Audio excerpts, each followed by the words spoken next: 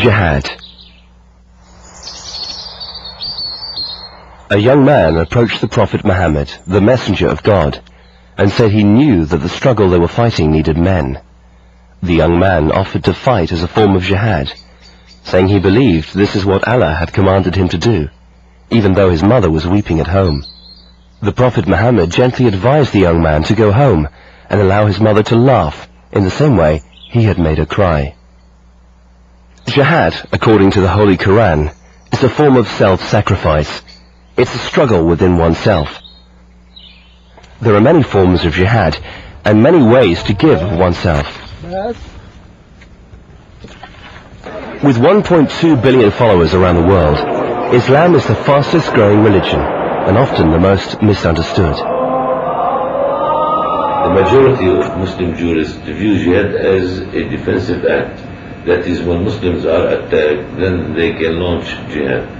A minority of jurists view jihad as an offensive, global fight against the infidels, and therefore you have to. But the most outstanding historical practice is jihad as defensive war, and not as offensive war. Even before evidence was revealed in the 1993 World Trade Center attack and the Oklahoma City bombing in 1995, allegations pointed to Muslims.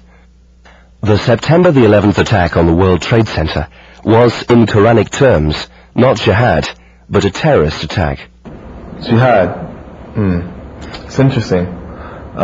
Especially these days, we're hearing this word in the news quite a bit. Now, the interesting thing about Arabic, you can always break the word down to its root, and it usually goes back to 3 sounds. And what you have in jihad is jahada, which means to struggle.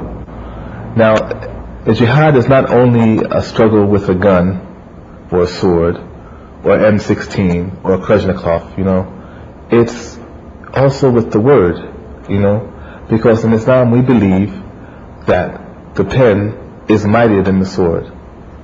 And the pen is also a way of peace, which brings us back to the foundation of Islam, which means peace. Jihad refers to an Islamic concept that includes the effort to improve the quality of life in society and one's own personal life. Dawah is the cornerstone of jihad.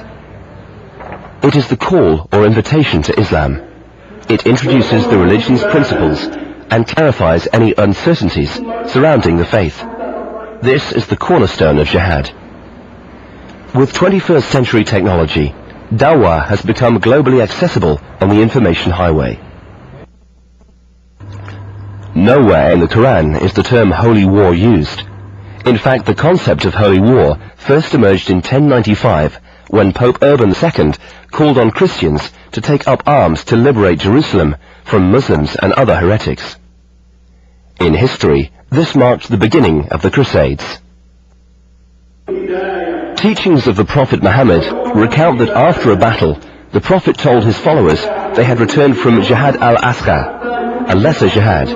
When asked what the greater jihad is, the Prophet replied, "It is the struggle against oneself." Defensive jihad can only be carried out under strict consideration of the following rules, according to the teachings of the Prophet Muhammad, peace be upon him.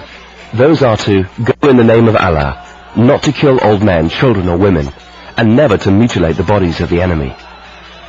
Be merciful to women, kids, or children, and also what life is about, including trees.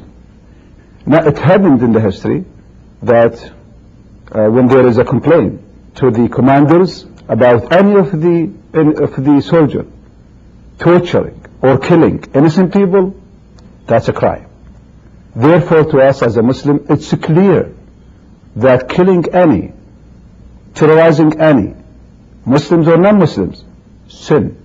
It has been forbidden and it has to be implemented.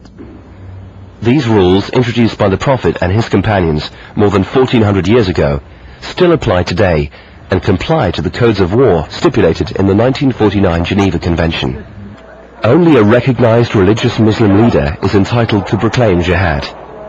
As there is no one recognized Muslim leader, scholars say that no person today has the religious legitimacy to declare jihad in the name of Islam. The first Muslim state was established in 622 AD in what today is the Saudi Arabian city of Medina. At the time of the Prophet, the inhabitants were vulnerable to attack and had to defend themselves. Only then did God allow the Prophet Muhammad to fight back. There are many forms of jihad, and it is up to each individual to take responsibility for his or her own actions.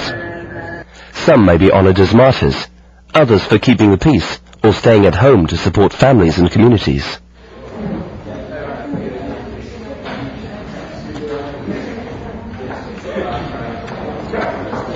The face of terror is not the true faith of Islam.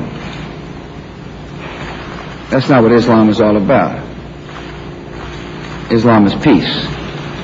The word Islam in Arabic means salam or peace, whether in defense on the battlefield or within oneself. Jihad is the struggle to achieve and maintain justice and peace.